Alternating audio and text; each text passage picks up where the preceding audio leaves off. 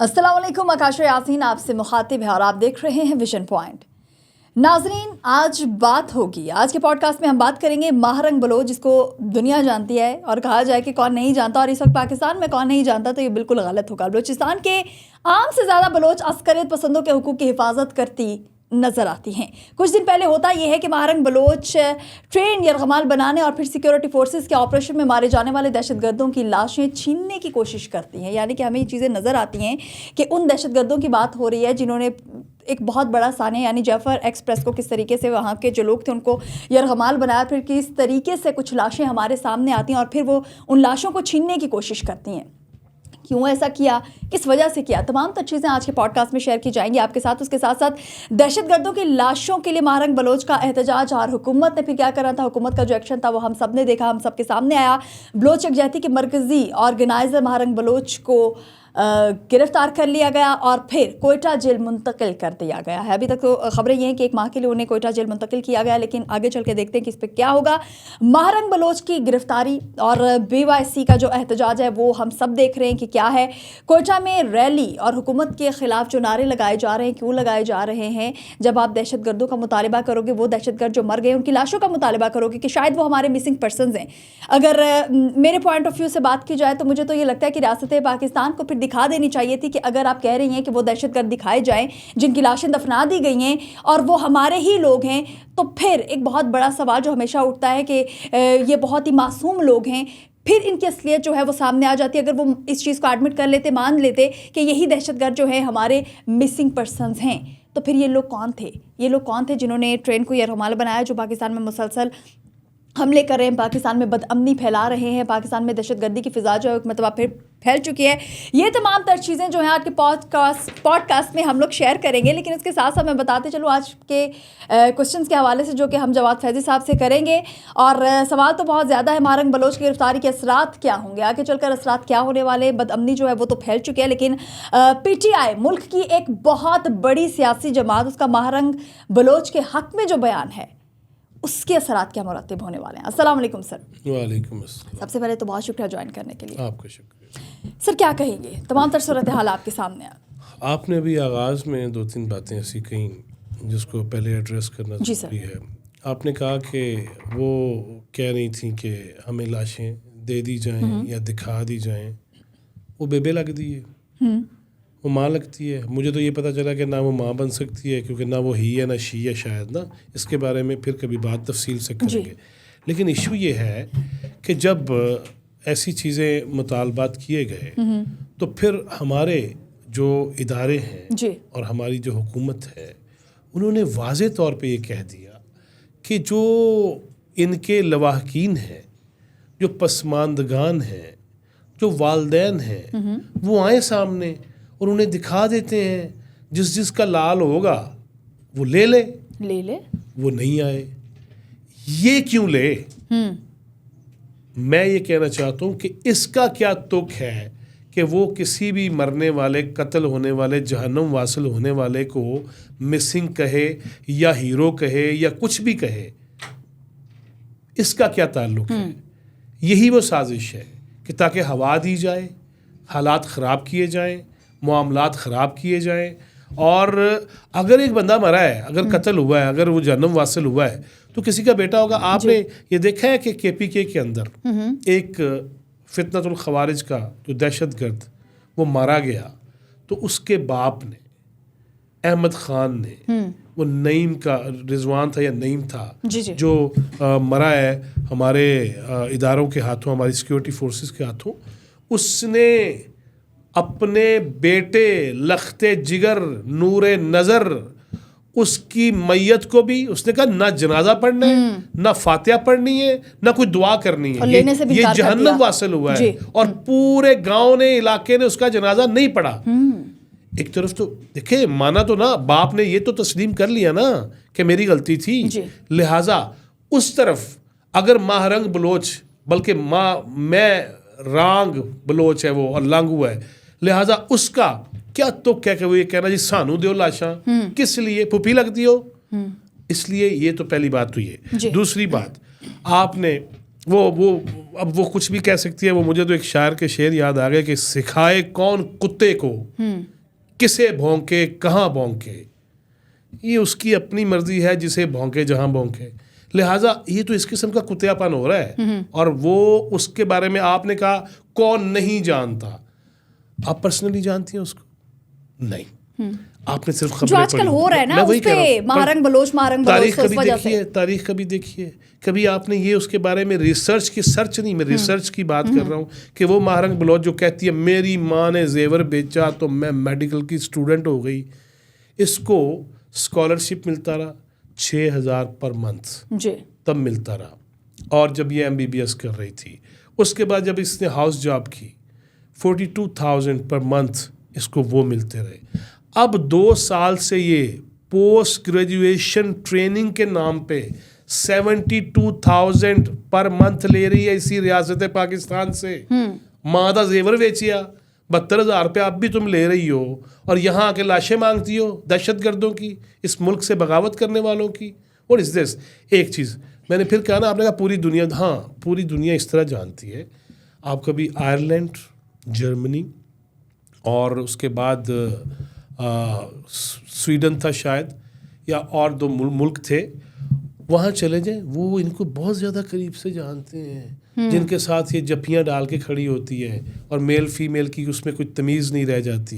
लिहाजा वो जानते हैं, आप वाकई नहीं जानती। आप तो बलोची दस्तकारी में लिपटी हुई एक लड़की देख रहे हैं ना, लेकिन वो तस्वीरें भी ज़रा रिसर्च कीजिएगा और सर्च कीजिएगा कि उस तस्वीरों में किन मेल्स के साथ, एक तरफ वो बलोच कल्चर, अगर वहाँ की सही माँ बहन हो तो वो तो किसी को करीब नहीं फटकने देती, और एक तरफ ये बाहर जा, यार एक तो मुझे वैसे बड़ा अजीब लगता है, पता नहीं की माहौल है कि हम करीब चले जाए तो असी पाकिस्तानी है इसलिए, और गोरा या बाहर पैसे देने वाला करीब आ जाए तो वो खैर सल्ला है। ये मैंने बहुत कुछ देखा बैरून मुल्क रहते हुए। लिहाजा BBC के पेट में बड़े मरोड़ उठ रहे हैं। आप कहते हैं ना कौन नहीं जानता, ये BBC जैसे इदारे जिन्हें इसराइल की बर्बरियत नज़र नहीं आती फ़लस्तीन के अंदर, जिन्हें छोटे छोटे शीरखार बच्चे, न्यूली बॉर्न बेबीज़, वो शहीद होते नज़र नहीं आते, पानी के लिए बिलखते बच्चे नज़र नहीं आते, वो माएँ नहीं नज़र आती जो बेगौरव कफन है, और जितने लोग शहीद हुए हैं उतनी कब्रें नहीं हैं, उतनी जगह नहीं है, इन्हें वो बुज़ुर्ग नज़र नहीं आते। और उस BBC को शर्म करनी चाहिए। और ऐसे जो इदारे हैं पूरी दुनिया के, और जर्मनी के, आयरलैंड के और नॉर्वे के, मैं नॉर्वे कहना चाह रहा था, स्वीडन के बजाय नॉर्वे था। लिहाजा वो नॉर्वे के इदारों को, जो इशाती इदारे हैं, जो मीडिया हाउसेज हैं, उन्हें ये शर्म नहीं आती कि जिस इसराइल ने फ़लस्तीन और गाज़ा के अंदर मीडिया हाउसेज तबाह किए हों, सहाफ़ियों को चुन चुन के कत्ल और शहीद किया हो, उनको वो नज़र नहीं आते। ये जरा रॉन्ग नंबर है, ये नज़र आ गया है, ये BLA की अब अपनी तरफ से कि जी वो यकजहती जो कौंसल है और जो कमेटी है व्हाटएवर। लिहाजा ये महारंग बलोच को अभी जानना शुरू किया ना, इसको जो जानते हैं वो जानते हैं कि इसका अब्बा कौन था, अब्दुल गफ़ार लांगो। वो कौन था? वो BLA का टेररिस्ट था, और BLA की बाहमी आपसी लड़ाई में वो मारा गया, जहन्नम वासिल हुआ। आज भी उसकी कब्र गवाह है उस चीज़ की, उस पर BLA का परचम लगा हुआ है, और इसकी तस्वीरें उसकी, वो राइफ़ल जो है वो अमेरिकन साख्त की, वो उठा के, और जिस तरह हम क्या रोना रो रहे हैं कि अफ़गानिस्तान के ज़रिए एक अरसे से, अब की बात नहीं, अब तो हमने बहुत बड़े लेवल पे अक़वाम मुत्तहिदा को, अमेरिका को, पूरी दुनिया को बताया ना कि वो असलहा जो नेटो फोर्सेस का था, वो असलहा जो अमेरिकन साख्त का था, और जब अमेरिका एंज करके नसिया हमें अजाब के मुंह के आगे करके, और उसके बाद अब वो पाकिस्तान में मेरे लिए, आपके लिए वो असला इस्तेमाल हो रहा है। वही असलहा जो अफ़गानिस्तान के रास्ते मिला था इस महरौंग के बाप को, अब्दुल गफ़ार लांगो को, उसकी तस्वीरें मौजूद हैं अमेरिकन साख्त की राइफ़ल्स के साथ। लिहाजा अब पता चल गया कि महारंग बलोच कौन नहीं जानता। जो नहीं जानता वो आज जान लेगा कि इसके मामलात हैं क्या। फिर क्वेश्चन आपसे पूछने का मकसद ये था, आप बता दें। नहीं, वो आपने तो बड़ी मोहब्बत से कहा था, मैंने जवाब दिया है। हाँ, ये ज़हन में रखिएगा। अच्छा, ये बताइएगा सर कि ये जो बलूचिस्तान में अलहदगी पसंद तंजीमें, हाँ, एक और जुमला इस पे अब तक इसकी तालीम पे जितने पैसे दिए गए हैं, 1.5 करोड़ से ज़्यादा रियासत पाकिस्तान का लग चुका है। 1.5 करोड़ के करीब जिस ही या शी या व्हाटएवर जो भी है, उस पे रियासत पाकिस्तान का लगा हो, और वो सड़कों पे बैठ के पाकिस्तान के खिलाफ बकवास करे, भौंके और इंटरनेशनल मीडिया को मुतवज्जे करे और उसमें भी ये कहे कि पाकिस्तान का एक सूबा है बलूचिस्तान जो अलहदगी पसंदों का है, जो आज़ादी चाहते हैं। 1.5 करोड़ पाकिस्तान लगाए, 1.5 करोड़ ये रियासत लगाए, मेरे आपके टैक्स का पैसा लगे, बिल्कुल मुझे दे ना 1.5 करोड़ पे आज, देखो मैं कि मैं मस्त मलंग हो जाऊंगा। लिहाजा ये क्या बात हुई कि आप करोड़ों रुपए भी खाएं, आप बाहर से डॉलर भी वो जनकार पे नाचे भी, घुंघरू भी बांधे, और उसके बाद वहां से कितने पैसे आ रहे हैं आपको पता है? ये भी तफसीलात जल्द सामने आ जाएंगी कि बैरून मुल्क जो ये मुहिम चला रहे हैं, ये यूके में चला रहे हैं, ये बरतानिया यूके में चला रहे हैं, ये जर्मनी, स्विट्जरलैंड, ये नॉर्वे, ये आयरलैंड, ये कनाडा, वहां पे ये मुहिम चला रहे हैं कि हमारी अलहदगी पसंद तहरीक या मिसिंग पर्सन या इंसानी हकूक के नाम पे पैसे दो। सर इस बात को नजरअंदाज मत कीजिए कि पाकिस्तान की जो सबसे बड़ी सियासी जमात है पीटीआई, इमरान खान साहब ने उनकी हिमायत कर दी ना, तो उनका बनता है ना भाई। मैंने अभी फंडिंग की बात की, जो इसराइल पीटीआई को फंड करेगा, फॉरेन फंडिंग केस पड़ा हुआ है, जो हिंदुस्तान पीटीआई को फंड करेगा, तो फिर वो उसके साथ ही जाएंगे ना। पैसा पैसा, और अगर पैसा पीटीआई में आए, मैं समझता हूँ जी वो पाकिस्तान मुस्लिम लीग नून हो, पीपल्स पार्टी हो, जमात इस्लामी हो, जेयूआई हो, एमकेएम हो, कोई भी जमात हो, या यहाँ का कोई भी मीडिया हाउसेस उनमें से कोई हो, अगर वो इसराइली हिंदुस्तानी फंड पे चलते हैं, उन पे भी लानत, और इनके तो सबूत आ गए हुए हैं, इन पे तो 50,000 करोड़ दफा लानत हो अल्लाह ताला की और उसके रसूल की भी, कि जो गलत है, जो आईने पाकिस्तान से मुतसादम है, जो गैर कानूनी है, उस पे तो लानत होनी भी चाहिए डेफिनेटली। मैं भी अगर हूं तो मुझ पे भी, मैं अपने मुंह से कह रहा हूं, मेरे बच्चे भी अगर करेंगे तो लानत भेजूंगा, बल्कि उनके साथ तो जो मैं करूंगा वो चूंकि मेरे बच्चे, मैं कर सकता हूं कि मेरी तरबियत में कोई कमी रह गई थी, इसलिए इकरामुल्लाह नियाजी की तरबियत में भी कोई कमी रह गई थी, उस चंद मिनट वेट कर लेता ना तो ये फितना पैदा ना होता। और ये हम देख रहे हैं इस मुल्क में, पाकिस्तान में। आपने जो बात की, वो ना इसराइली मुजालम पे ट्वीट करता है, ना वो फ़लस्तीन के शहदा पे ट्वीट करता है, ना वो पाकिस्तान के अंदर ये दहशतगर्दी पे। जाफर एक्सप्रेस पे तो जो ट्वीट किए वो भी अपने पर्सनल किए कि मेरी बेगम नहीं मैनू तन्हाई च मिलन देंदे। यार तू जेल गया कि तू ससुराल गया या फूफा जी के घर गए हैं, लिहाजा ये एक डेट पॉइंट है, लिहाजा अडयाला अडयाला है। मगर असल इशू क्या है? असल इशू ये है कि आप BLA को जिसको हमने डिक्लेयर किया है कि टेररिस्ट हैं, ये दहशतगर्द हैं, ये जिनके ताने बाने मिल गए। अभी वक्त आपके पास चुके नहीं है, मैं फटाफट आपको जवाब दे देता हूँ। अभी हमारे खुसूसी एलची अफ़गानिस्तान गए, सादिक खान साहब, मोहम्मद सादिक खान, बहुत देयर इज़ नो डाउट बहुत सीनियर हमारे वो डिप्लोमेट हैं। वो अफ़गानिस्तान किस लिए गए? अफ़गानिस्तान में उन्होंने जाके बन्नू में होने वाले अटैक के हवाले से, फिर जाफर एक्सप्रेस, उसके BLA के अफ़गानिस्तान के साथ राब्ते और लिंक जितने हैं, ऑपरेट कहाँ से किया जा रहा है, हिदायत कहाँ से थी, वो सारी चीज़ें अफ़गान अबूरी हुकूमत को देने गए थे कि ये है वो चीज़ें।